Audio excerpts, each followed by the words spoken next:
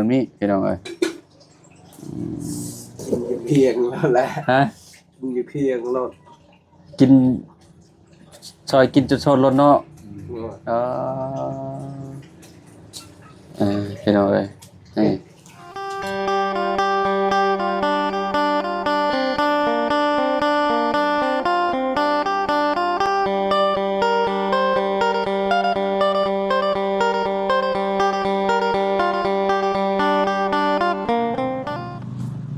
สบายดีพี่น้องวัดสุขุสุคนเนาะบ่ว่าสิอยู่ในและก็ต่างประเทศพี่น้องเนาะโอ้สบายดีประตูโอ้ยสบายดีน้องสอนอ๋อกำลังลงมือกินข้าวข้าวเช้าบ่นี่พี่น้องเนาะได้ยังกินนี่น้องใช้มูซื้อมา20,000ใส่หมูโอ้คักอยู่ได้ใส่หมูก็ได้เนาะพี่น้องเอ้ยฮะกินเลยกินเพิ่นกินข้าวมาแล้วกินนี่กินมาแต่หานเอื้อยอารมณ์ดีกินกับบ่าวบุญบ้านป่าบ่าวเชียงเพิ่นแซ่บบ่ตุพี่น้องเอ้ยเนาะสองพ่อลูกกินข้าวนำกันพี่น้องเอ้ยเนาะมื้อนี้บ่ได้ไปเวียกเนาะมื้อนี้เนาะหลังจากที่ไปยกชาวบ้านซอยน้องอาเจืองพี่น้องเอ้ยเนาะมื้อนี้หยุดก่อนน้องสอนว่าเนาะพักผ่อนก่อนแต่ละมื้อไปคุมื้อเนาะบ่ค่อยได้อยู่พี่น้องเอ้ยเนาะมันก็สิเมื่อยแน่ได้พี่น้องเอ้ยเนาะช่วงนี้ช่วงยามเวียกเด้เนาะต้มไปเปื่อยก็แซ่บคือกันแน่เนาะใส่เนาะสอนเนาะคักพี่น้องเอ้ยอันนี้แจ่ว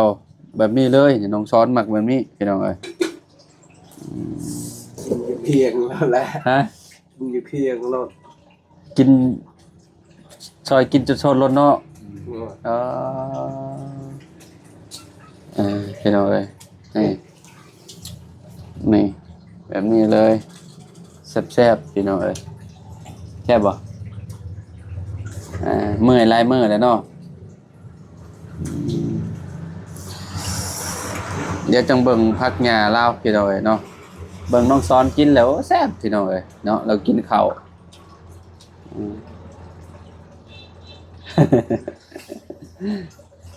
เจ้าว่าเจ้าเห็นหยังก็เจ้าตัดหญ้านำบ่ปัญญาช่วง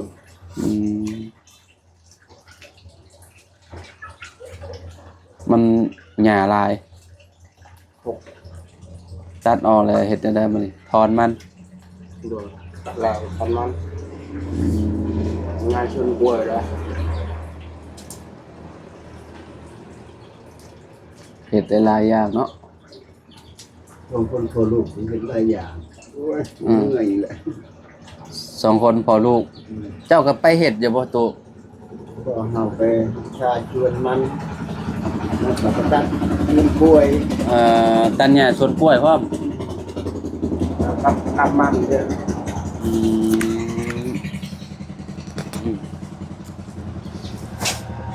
ของตัวเองเขายังบ่ได้ถอนหรอกว่ามันน้องสอนยังอ๋อฟังกำลังค่ะถอนมันเรื่อยได้อยู่6 ล้านบ่ของเอื้อย6 ล้านจ้างพอร์ตเท่าใดก็3 ล้าน 8 3 ล้าน 8 4 ล้านใช่เนาะบ่ได้รายได้รถได้ค่าเขากินบัดนี้มาถอนนี่ก็คือแบบหักยังไปแน่โดยหักค่าแรงคนพร้อมโดยมันก็บ่คุ้มแล้วเนาะโดยมันบ่งามบัดนี้หัวน้อยคุ้มช่วงเจ้าขายเท่าไหร่ฮะพันเท่าไหร่พันเอ็ดบ่ช่วงนั้นนะแม่นมี1,200มันลงบ่ได้ฮอดใช่บ่ฮอด 1,300 เนาะโอ้ถ้าอดไว้นี่สิได้อยู่ว่าราคาเขาเนาะปีนี้สิขึ้นเท่าใดเด้ปีนี้ก็ว่าอ มูมดปลูกเฮาเลยปลูกยาวงดงาม งานปลูกบ่ทัน บ่คือถอนแล้วนี่คือสิปลูกเลยบ่นี่นะ ปลูกเยอะ ถอนแล้วก็ปลูกเลยบัดนี้ได้เซยเนาะอยู่พี่เนาะชุมเฮาน่ะเดือน6กูจะปลูกให้ดินสุ่มก่อนคะแนนดินบ่สุ่มมาปลูกบ่ได้ตายเบิดมันบ่ออก เฮาปลูกเลย ของทุกเจ้าปลูกเลยกับก็ออกเนาะเนาะดินมันบ่คือกันเนาะ โดย ดินอยู่นี่เนี่ยคือแบบมันสิเป็นดินเย็นน่ะนะพี่น้องเนาะปลูกแล้วก็ออกเลยบ่ได้รดน้ำรดหยังเลยเนาะนี่มันอาศัยกินน้ำหมอกเนาะ โดย ไปเห็นแบบเป็นแล้วก็เจ้าทอนแล้วก็เจ้าก็ปลูกเลยนะพี่น้องเอ้ยแบบกับโบตายสามารถออกได้เฉย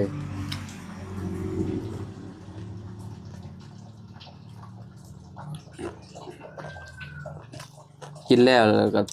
พุ่นแหละแรงๆพุ่นสิกินอยู่เนาะแม่เนาะไปเฮือนน่ะเจืองหยุกเสาก็ประมาณเท่าไหร่8:00 นปลาย9:00 นเนาะประมาณนั้น ม น่ะ องว่าก็มองว่า แต่ว่าเฮามาทันต้นเดียวพี่น้องเอ้ยกินข้าว2 คนเนาะนั่งกินอยู่นี่เลยพี่น้องเอ้ยเนาะปาดจะเคียงแล้วกินเลยน้องสอนว่า คือข้าว พ่อเจ้าจังเฮงเนาะเจ้ากินข้าวแบบเมื่อยก็แซ่บเนาะเจ้ากินข้าวเนาะ ทุกข่อยเนี่ยบ่ปานได้พี่น้องเอ้ยกินข้าวกินอยู่ประมาณ4-5 ค่ำแล้วก็ยา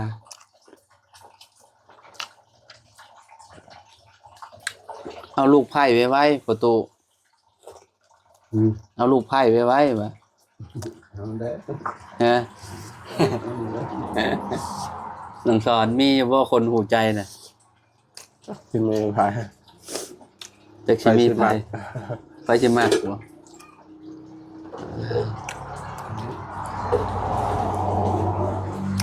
กับผู้สาวแหละก็เจ้าเห็นในความดุความขยันเจ้าก็เอาแหละ ไผสิเอา ผักหญ้าเป็นได้ผักหญ้าออกแล้วบ่ ออกแล้ว อีบ่โดนก็กินแล้วนี่เนาะเอ้าเดี๋ยวให้น้องสอนเพิ่นรับประทานอาหารก่อนพี่น้องเอ้ยเนาะเดี๋ยวจังย่างเลาะเบิ่งสวนเพิ่นจักบาทว่างามสำไปแล้วผักเราบ่ได้อัปเดตประมาณ1 อาทิตย์ได้แหละพี่น้องเอ้ยเนาะพี่น้องเอ้ยเนาะตอนนี้ก็กินข้าวอิ่มแล้วทางน้องเพิ่นเนาะโอ้ออกเบิดเลยนี่เนาะเขียวคักลิพี่น้องเอ้ยเนี่ยฝั่งนี้ก็ได้เข้าไปเบิ่งอยู่ในก่อน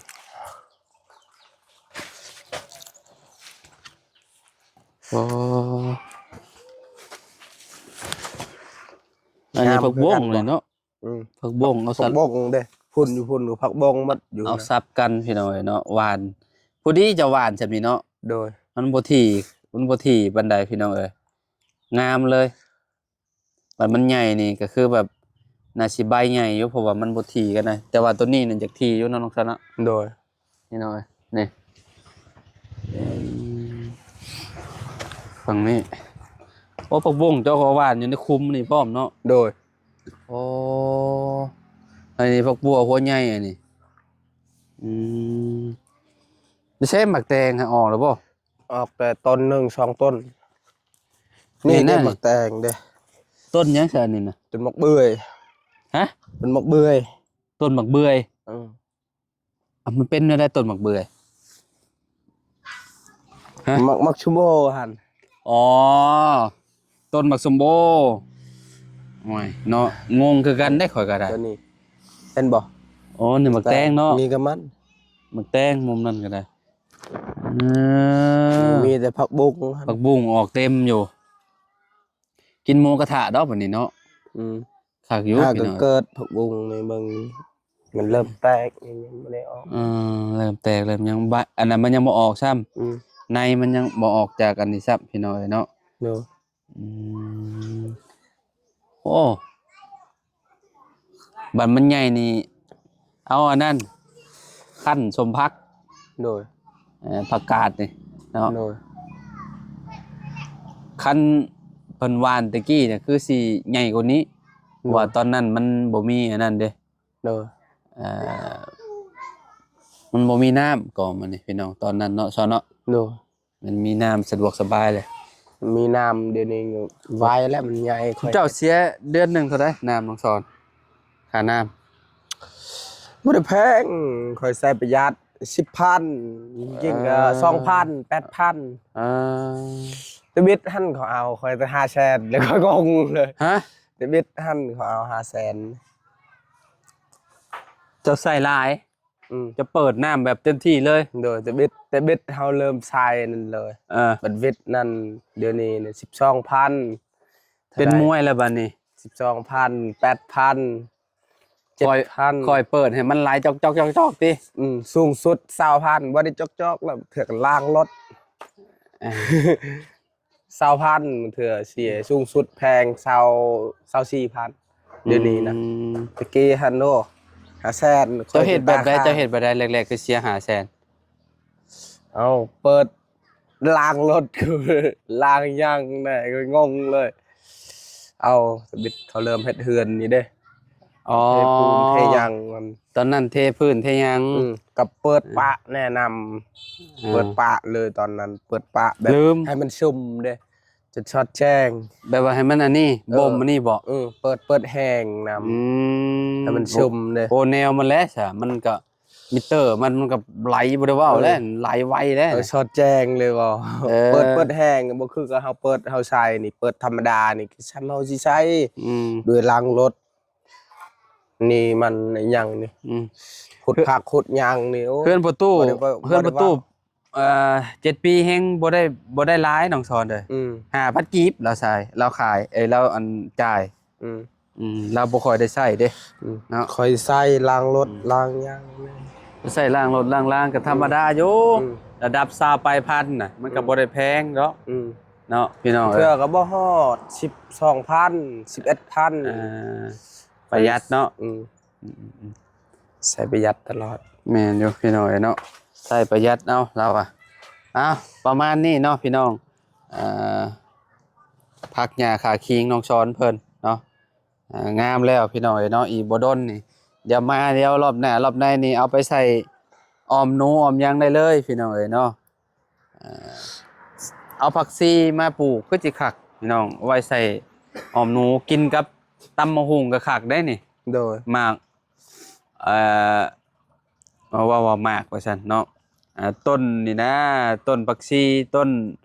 ผักบุ้งนี่พี่น้องเอ้ยเนาะ ผักหอมหยังน่ะนี่ ฮะ นี่ ผักหอมป้อม คือกันกับเฮาผักหอมเฮานั่นบ่ ผักหอมป้อมก็คือผักหอมอันนั้นหอมเลยดมมาก่อนคือบ่หอมป่ะ นี่เคยงง หอมแม่นผักหอมป้อมหรือว่าผักชีแหละพี่น้องเอ้ยเนาะบ้านเฮาสิหอมผักหอมป้อมจะต้องย่องแล้วดมเบิ่งบ่นี่ให้เด้เนาะผักหอมป้อมเนาะมัน คือว่าบ่แม่นเบิ่งใบมันต่างกัน แม่นบ่ใบมันบ่ออกอันเป็นแบบอันนั้นเนาะมันยังน้อยคือว่าแหละใบมันยังบ่หลายเด้ เบิ่งนี่มันต่างกันแฮงเลยบ่ ใบ คือเลยเห็นคือกับใบไม้ซื่อๆคือกับต้นไม้เขาปลูกซื่อบ่คือเลยว่าใบมัน บ่คือผักหอมป้อมเนาะ คือบ่แม่นเด้มันเด้หาก็ออกหมดนี่ หมดงามบัดเฮามาหว่านลีมันก็เหลืออยู่เนาะคิดว่าหมดงามสิเอาไปเบิดมันก็บ่กล้าคนไปหลายปานนั้นดอกพี่น้องเอ้ยเนาะ โดย เพราะว่ามันหลายเด้เนาะ โดย มันกินสำใดสำหนึ่งและแบ่งให้มันกินน้ำเนาะ โดย แต่ต้นบักแตงมันได้ตี้เนาะน้อยๆนึงต้นบักแตงน้องซ้อนน่ะบ่หลายบัดเอานั่นมันคือล่มเลยน้องปู่ปักบัวเจ้าน่ะ โอ้ เป็นจังคือล่มมันน่ะ มันเมาเหล้าแล้ว มันเมาเหล้า โดย โอ้โหเออ บ่ได้ตายพวกบัวนี่ออกแล้ว มีแต่มันสิเกิดหั่นละมันหาก็เริ่มออก